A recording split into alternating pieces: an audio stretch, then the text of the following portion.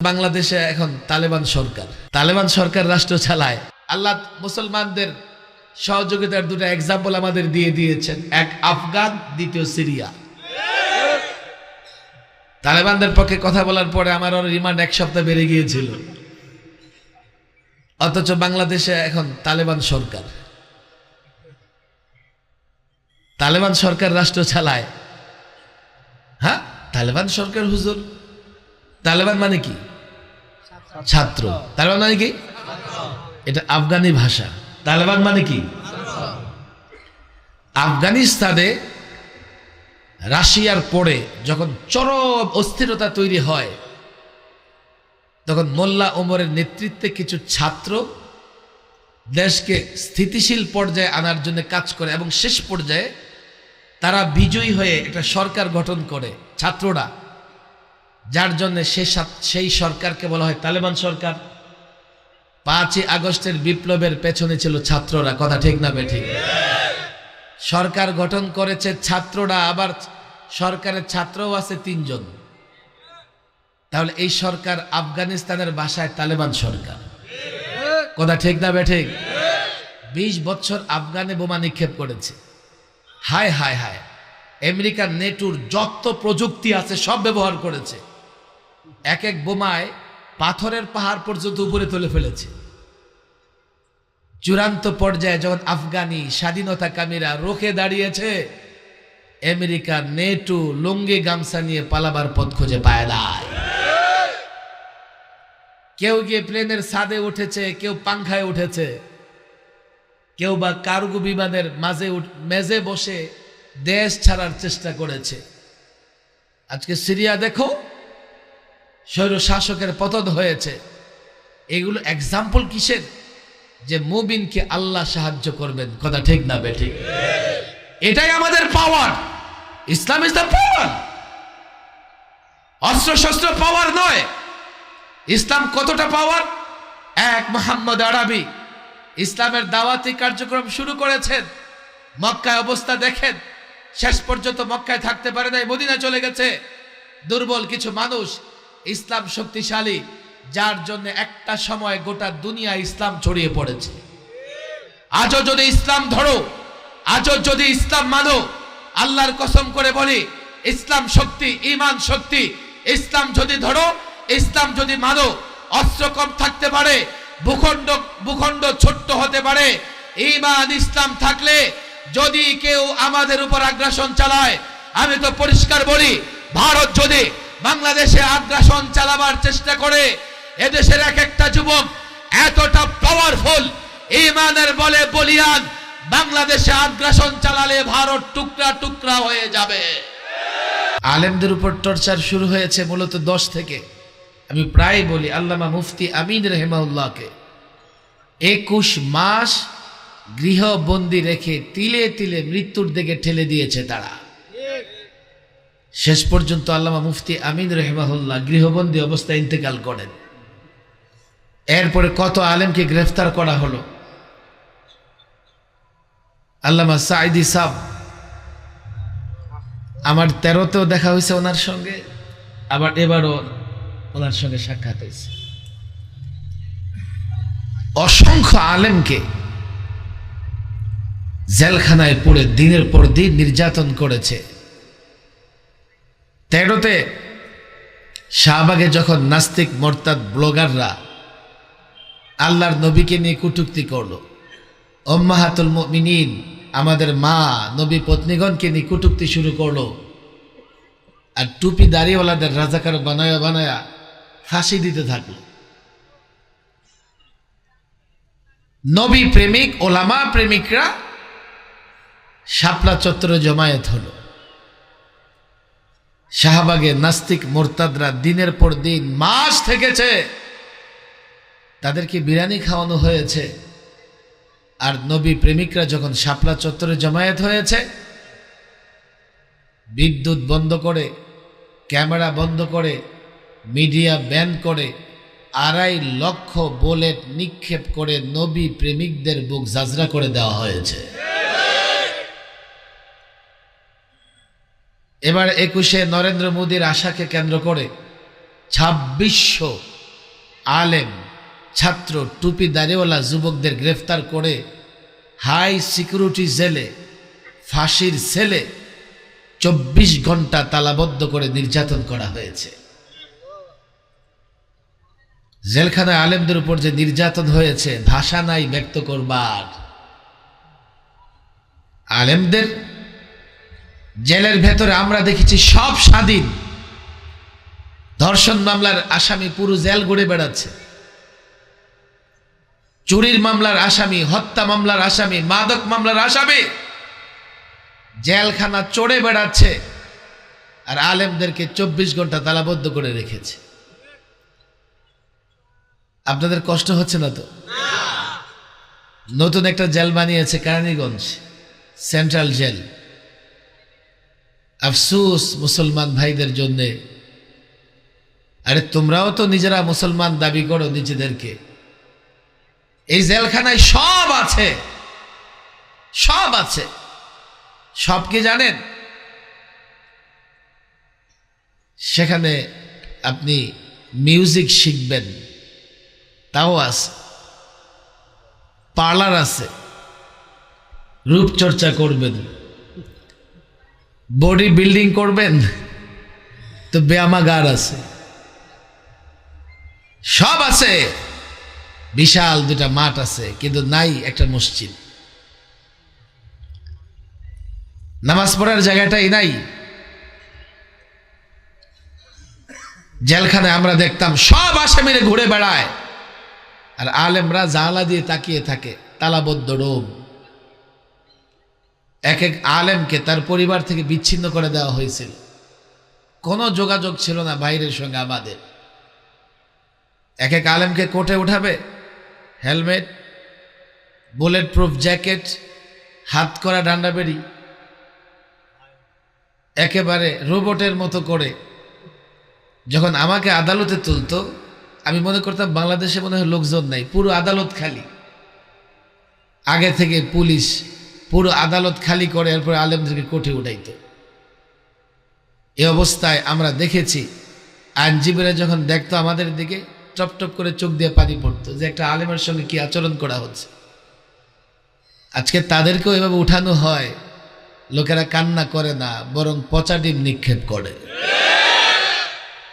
পার্থক্যটা এই জায়গায়। আলেমরা জুলুম সহ্য করেছে, আর হিন্দুত্ববাদীরা মুচকি মুচকি হেসেছে। মাওলানা ইয়াহিয়া তাকি বড় সুন্দর আলোচনা করছিলেন।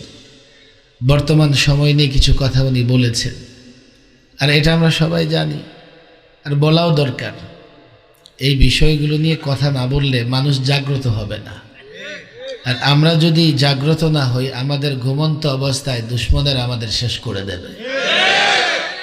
আর আমরা যদি জেগে থাকি, পৃথিবীর কোনো শক্তি আমাদের শেষ করতে পারবে না। জাগ্রত হওয়া দরকার। বিশেষ করে এই সন্ত্রাসী গোষ্ঠী, হিন্দুত্ববাদী গোষ্ঠী, নাম কি সবাই জানি আমরা, উগ্রবাদী সন্ত্রাসী একটা গোষ্ঠী। কথা বুঝছেন? আমি তো অবাক হই যে আদালতে লোকেরা নিরাপত্তার জন্য যায়, ন্যায় বিচারের জন্য যায়, অধিকারের জন্য যায়। যে আইনজীবী সাধারণ মানুষের অধিকারের জন্য লড়াই করে, আর্গুমেন্ট করে, সে আইনজীবীকে আদালত চত্বরে নির্মমভাবে যারা হত্যা করতে পারে, তারা ভয়াবহ সন্ত্রাসী সংগঠন। মাওলানা অনেক কথা বলেছেন, আমি বসে বসে শুনছিলাম। তবে একটা বিষয় সবার মাথায় থাকতে হবে, কেন হঠাৎ করে ইসকন এতটা উগ্রতা প্রদর্শন করছে? কেন? বাংলাদেশের সব মুসলমানদের, বাংলাদেশকে যারা ভালোবাসে, তাদের সবার ভেতরে এই প্রশ্নটার উত্তর থাকতে হবে, কেন ইসকনের মতো উগ্রবাদী সংগঠন হঠাৎ করে মাথাচাড়া দিয়ে উঠছে? কি চায় তারা? কি করে তাদেরকে মোকাবেলা করা লাগবে? অনেক কথা দেখেন, আমার ব্যথার জায়গাটাও অনেক। আমি গত 16 বৎসরে 3 দফা লম্বা সময় সরকারি মেহমানখানায় ছিলাম। এবারও 21 থেকে 23 পৌনে 2 মাস এবার রিমান্ডে আমি ছিলাম। বাংলাদেশের শীর্ষ আলেম প্রায় সবার সঙ্গে দেখা হয়েছে সরকারি মেহমানখানায়। কথা অনেক জমা আছে, ব্যথার জায়গাটাও অনেক। ক্ষত যেহেতু বেশি, মেরামত করার জন্য সময়ও লাগে বেশি। কেন ইসকনের মতো উগ্র সংগঠন হঠাৎ করে মাথাচাড়া দিয়ে উঠছে? আমি নোয়াখালীর খবর জানি না বা লক্ষ্মীপুরে কি অবস্থা। হঠাৎ করে এক জেলায় তারা 10-20 হাজার লোক জমা হয়ে যায়। চট্টগ্রামে তো স্লোগান দিতেছে কি, একটা একটা মুসলমান ধরে ধরে জবাই কর। মানে সাম্প্রদায়িক দাঙ্গা লাগাবার জন্যে যতটা উগ্রতা দেখানো দরকার পুরাটাই ইসকন দেখিয়েছে। আর এদেশের সংখ্যালঘুদের নিরাপত্তা আছে, এটাই বড় প্রমাণ যে আদালত চত্বরে একজন মুসলিম আইনজীবীকে হত্যা করার পরেও এদেশের মুসলমান কোন অমুসলিমদের বাড়িতে ডিল পর্যন্ত ছোড়ে নাই। কেন? এই প্রশ্নের উত্তর যুবকদের জানতে হবে। গত 16 বৎসরে ইসকন এবং হিন্দুত্ববাদীরা দুধ কলা খেয়ে, দুধ ভাত খেয়ে গাড় বড় মোটা হয়েছে। ফেসিবাদীরা দুধ কলা খেয়ে এই সাপ পুষে গেছে, এখন ঘাড় মোটা হয়েছে, এখন বলে যে মুসলমানদের ঘাড় মোটকে দেব। গত 16 বৎসরে সবচাইতে বেশি জুলুম সহ্য করেছে ওলামায়ে কেরাম। জেলে জেলের ভেতরে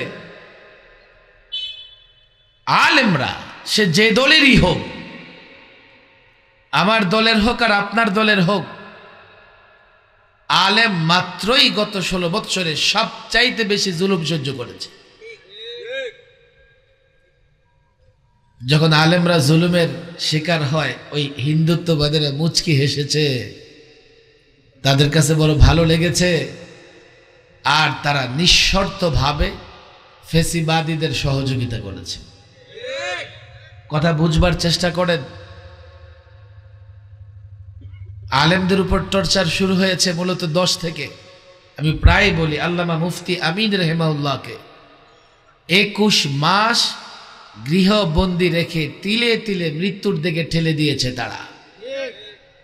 শেষ পর্যন্ত আল্লামা মুফতি আমিন রহিমাহুল্লাহ গৃহবন্দী অবস্থায় ইন্তেকাল করেন। এরপরে কত আলেমকে গ্রেফতার করা হলো। আল্লামা সাঈদী সাহেব, আমার 13তেও দেখা হয়েছে ওনার সঙ্গে, আবার এবারও ওনার সঙ্গে সাক্ষাৎ হয়েছে। অসংখ্য আলেমকে জেলখানায় পুরে দিনের পর দিন নির্যাতন করেছে। 13তে শাহবাগে যখন নাস্তিক মোরতাদ ব্লগাররা আল্লাহর নবীকে নিয়ে কটূক্তি করলো, উম্মাহাতুল মুমিনিন আমাদের মা নবী পত্নীগণকে নিয়ে কটূক্তি শুরু করলো, আর টুপি দাড়িওয়ালাদের রাজাকার বানায়া বানায়া ফাঁসি দিতে থাকলো। নবী প্রেমিক ওলামা প্রেমিকরা শাপলা চত্বরে জমায়েত হলো। শাহবাগে নাস্তিক মোরতাদরা দিনের পর দিন মাস থেকেছে, তাদেরকে বিরিয়ানি খাওয়ানো হয়েছে। আর নবী প্রেমিকরা যখন শাপলা চত্বরে জমায়েত হয়েছে, বিদ্যুৎ বন্ধ করে, ক্যামেরা বন্ধ করে, মিডিয়া ব্যান করে 2.5 লক্ষ বুলেট নিক্ষেপ করে নবী প্রেমিকদের বুক জাজরা করে দেওয়া হয়েছে। এবার 21শে নরেন্দ্র মোদীর আশাকে কেন্দ্র করে 2600 আলেম, ছাত্র, টুপি দাড়িওয়ালা যুবকদের গ্রেফতার করে হাই সিকিউরিটি জেলে, ফাঁসির সেলে 24 ঘন্টা তালাবদ্ধ করে নির্যাতন করা হয়েছে। জেলখানায় আলেমদের উপর যে নির্যাতন হয়েছে, ভাষা নাই ব্যক্ত করবার। আলেমদের জেলের ভেতরে আমরা দেখেছি সব স্বাধীন। ধর্ষণ মামলার আসামি পুরো জেল ঘুরে বেড়াচ্ছে, চুরির মামলার আসামি, হত্যা মামলার আসামি, মাদক মামলার আসামি জেলখানা চড়ে বেড়াচ্ছে, আর আলেমদেরকে 24 ঘন্টা তালাবদ্ধ করে রেখেছে। আপনাদের কষ্ট হচ্ছে না তো? নতুন একটা জেল বানিয়েছে কেরানীগঞ্জ, সেন্ট্রাল জেল। আফসোস মুসলমান ভাইদের জন্যে। আরে তোমরাও তো নিজেরা মুসলমান দাবি করো নিজেদেরকে। এই জেলখানায় সব আছে, সব আছে। সব কি জানেন? সেখানে আপনি মিউজিক শিখবেন, তাও আছে। পার্লার আছে, রূপচর্চা করবেন। বডি বিল্ডিং করবেন তো ব্যায়ামাগার আছে, সব আছে। বিশাল দুটা মাঠ আছে, কিন্তু নাই একটা মসজিদ। নামাজ পড়ার জায়গাটাই নাই। জেলখানায় আমরা দেখতাম সব আসামিরে ঘুরে বেড়ায়, আর আলেমরা জানালা দিয়ে তাকিয়ে থাকে, তালাবদ্ধ রুম। এক এক আলেমকে তার পরিবার থেকে বিচ্ছিন্ন করে দেওয়া হয়েছিল, কোনো যোগাযোগ ছিল না বাইরের সঙ্গে আমাদের। এক এক আলেমকে কোর্টে উঠাবে, হেলমেট, বুলেট প্রুফ জ্যাকেট, হাত করা ডান্ডা বেড়ি, একেবারে রোবটের মতো করে। যখন আমাকে আদালতে তুলতো, আমি মনে করতাম বাংলাদেশে মনে হয় লোকজন নাই, পুরো আদালত খালি। আগে থেকে পুলিশ পুরো আদালত খালি করে এরপরে আলেমদেরকে কোর্টে উঠাইতো। এই অবস্থায় আমরা দেখেছি আইনজীবীরা যখন দেখতো আমাদের দিকে, টপ টপ করে চোখ দিয়ে পানি পড়তো যে একটা আলেমের সঙ্গে কি আচরণ করা হচ্ছে। আজকে তাদেরকেও এভাবে উঠানো হয়, লোকেরা কান্না করে না, বরং পচা ডিম নিক্ষেপ করে। পার্থক্যটা এই জায়গায়। আলেমরা জুলুম সহ্য করেছে, আর হিন্দুত্ববাদীরা মুচকি মুচকি হেসেছে। 2 নম্বর যে ক্ষতিটা হয়েছে গত 16 বছরে, বাংলাদেশের পরিচয় বদলে দিতে চেয়েছে। গোটা পৃথিবী জানে এটা মুসলমানদের রাষ্ট্র। তারা এই মুসলিম রাষ্ট্রকে মূর্তির রাষ্ট্র বানাবার ষড়যন্ত্র করেছে। ইসলামী তাহজিব, তামাদ্দুন, কৃষ্টি, কালচার সব ধ্বংস করার পায়তারা করেছে, চূড়ান্ত করেছে। রাত অনেক হয়ে গেছে, আমরা সংবিধান সংস্কার করতেছি, পরামর্শ দিচ্ছি সরকারকে সংবিধান সংস্কার করেন। আমাদের যুবকরা বলবো যে সংবিধান দিয়ে কি করব, দুমুঠো ভাত খেতে পারলেই তো হয়। আরে তুমি যে নিরাপদে দুমুঠো ভাত খাবা, সংবিধান তোমার সেটা নিশ্চিত করতে হবে। আমাদের সংবিধানে এমন অনেক বিষয় আছে যা জনগণের পক্ষে না, সেগুলো স্বৈরাচারের পক্ষে। মাজলুম জনতার পক্ষে নয়, সেগুলো জালেমের পক্ষে। ইসলামের পক্ষে নয়, সেগুলো পৌত্তলিকতার পক্ষে, নাস্তিকদের পক্ষে। গত 16 বছরে দেখেন 11তে, আপনারা শিক্ষিত মানুষ, আপনাদের মনে থাকার কথা, 11তে বাংলাদেশের সংবিধানের 15 সংশোধনী আনা হয়। দায়িত্ব দেওয়া হয়েছিল কাকে মনে আছে? একজন মালউনকে। 90% মুসলমানের দেশের সংবিধান সংস্কার করবে একজন মালউন। আদালতের কাঁধে ভর করে ওই সংবিধানে তারা 3টা বড় ধরনের পরিবর্তন এনেছিল। সংবিধানের শুরুতে বিসমিল্লাহ ছিল, এটাকে আউট অফ সংবিধান করে দিয়েছে। সংবিধানের মূল নীতিতে আল্লাহর উপর আস্থা বিশ্বাসের কথা ছিল, সেটাকে তারা মুছে ফেলেছে। নিয়ে এসেছে সেকুলারিজম, যা 32 বছর বাংলাদেশের সংবিধানে ছিল না। আপনাদের হাতে দড়ি, পায়ে দড়ি। একটা কথা অন্তত আজকে বুঝে যান যে সেকুলারিজম এনে সংবিধানে কি ক্ষতি করেছে। এই দেশে ইসলাম প্রতিষ্ঠার সবচাইতে বড় বাধা সেকুলারিজম। যেই দেশে সেকুলারিজম থাকে সে দেশে ইসলাম থাকতে পারে না। সেকুলারিজমের বাংলা আমরা বলি ধর্ম নিরপেক্ষতাবাদ। তারা আবার এটার ব্যাখ্যা করে কি, আমার ধর্ম আমি, তোমার ধর্ম তুমি। ব্যাখ্যা করে কি করে না? লাকুম দীনুকুম ওলিয়া দিন, বুখারী শরীফের হাদিস। আমার বক্তব্যের বাচ্চারাও হাসবে শুনলে।